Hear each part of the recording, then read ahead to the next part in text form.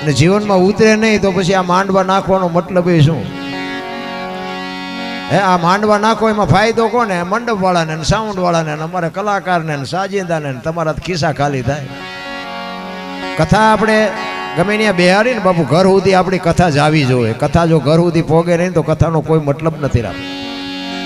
એક રામકથા ગામમાં બેઠી હોય અને રામચંદ્ર પરમાત્માના કોઈ પણ પ્રસંગ આવે, એક વક્તા બાપુ વ્યાસપીઠ ઉપર થઈ અને વાત કરતા હોય કે રામ ને ભરતનો પ્રસંગ આવે અને ભાઈ ભાઈના પ્રેમની જ્યારે વાત કરે અને એ પ્રસંગ સાંભળ્યા પછી જો ઘરે ગયા પછી નાનો ભાઈ મોટા ભાઈને બથ ન ભરી લે તો બાપુ કથાનો કોઈ મતલબ નથી. હે, દેરાણી જેઠાણીના વિખવાદ ન મટે, હાઉ વહુના વિખવાદ ન મટે તો કથામાં ફાયદો કોને? કોઈ મતલબ નથી. રામ, હું તો એમ કહું છું, છોકરાને 10 રૂપિયા ન આપી શકતા હોય તમે આ લાખો રૂપિયા નાખો તો આનો મતલબ શું?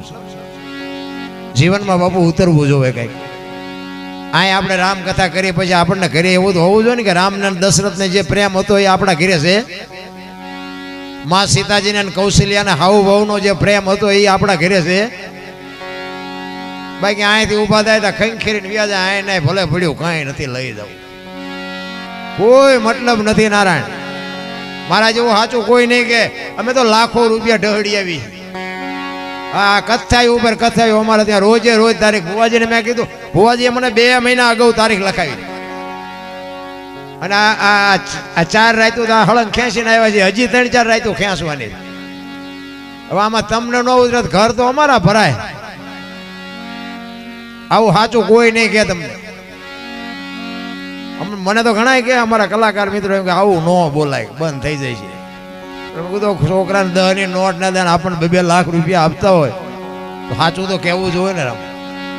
અને આ વ્યાસપીઠ છે, વ્યાસપીઠ માટે જો સાચું ન બોલી તો બાપુ અમને દોષ લાગે. વાપરો છો ને, વાપરો એનો કંઈક બાપુ જીવનમાં આપણને કંઈક એનું ફળ મળવું જોઈએ. કોઈ મતલબ નથી રામ. કે અમારે તો મજા મજા છે, અમારે કઈ દક નથી. 2 કલાક આ હિલોળા મારીને હમણાં વ્યાજ ડટા લઈ. હા બાપુ, આ મારા જેવી કોઈ વાત નહીં કરે તમને. કોઈ બાપુ લાખો રૂપિયા કઈ ઝાડવે નથી કોઈ ખંખેરીને અમને દઈ દે. એ લાખો રૂપિયાનું વળતર ન મળે તો બાપુ શું મતલબ છે આનો? કોઈ મતલબ નથી રામ.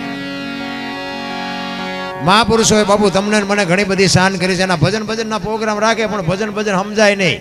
એની માટે સદગુરુ જોવે. સદગુરુ વિના બાપુ આ તમને આની હાન બાન ન મળે. કોઈ કહેતું એના બુદ્ધિનો વિજ્ઞાનનો વિષય જ નથી. આ બુદ્ધિથી ન સમજાય.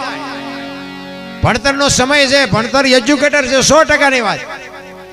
પણ ભણવામાં કોઈ આ શીખડાવતું નથી.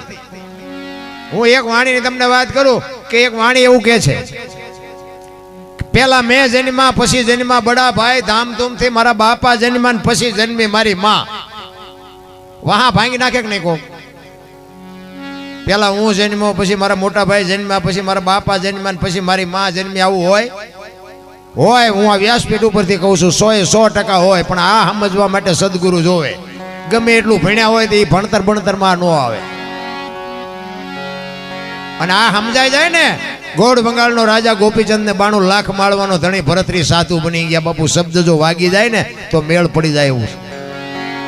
હું તો જ્યાં જાઉં ને આ બધા મને તો મારા વિડીયોના માધ્યમથી ઘણા બધા મને સાંભળે અને હું તો જ્યાં જાઉં ત્યાં કહું હું તો ખટારાનો ડ્રાઈવર હતો.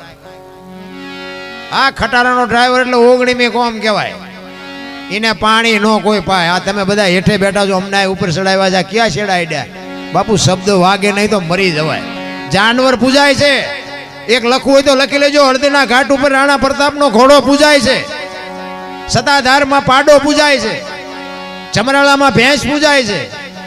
કચ્છમાં દાદા મેકરનો કૂતરો ને ગધાડો પૂજાય છે. આપણું પાડોશી હારું નથી બોલતા. કથાડા કરતા 2 જ નથી આપણે. પછી કે હું નડતું હોય છે, દાણા જોરે મેળ નહીં પડે. માને ને બાપને હાસુ. હું તો આખી દુનિયામાં છે ને મારી એક જ અંગત ભલામણ બધાયને, ભાઈઓ બહેનો બધાયને, ભલે આવું તમે જે કંઈ કરતા હોય કરજો, એમાં મારો કોઈ વિરોધ નથી. વાપરજો, જ્યાં દેતા હોય દેજો.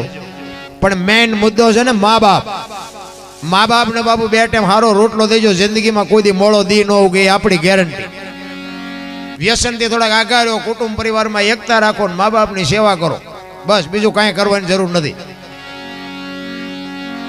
અને મા બાપને સાચવશો નહીં ને તો ગમે આ બાપુ દાણા જોવરાવો અહીંયા જોવરાવજો. જો તમારું ક્યાંય માતાજી તમારું બાવડું ચાલે ને તમારો ગુલામ થઈ જાવ, કોઈ દી પતે જ નહીં. જેટલા જોવરાવો એટલા જોવરાવજો.